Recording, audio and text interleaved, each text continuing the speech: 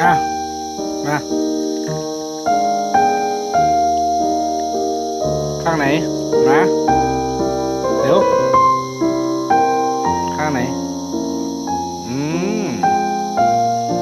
อีกาเขาไปงอนกันกะไปแหมข้างเออเขาจะไปงอนกันเพิ่นจะไปทำมาให้กินวะเดี๋ยวพรุ่งนี้เลี้ยงไก่ดิบ1 ตัวอ่ะแหมข้างเดี๋ยวนะเอาข้างอ่ะ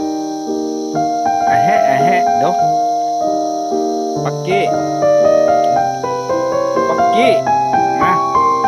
เดี๋ยวเอาเร็วปักกี้ไม่ต้องมันไม่ต้องเสียอกเสียใจมาคุยกันเลยเร็วปักกี้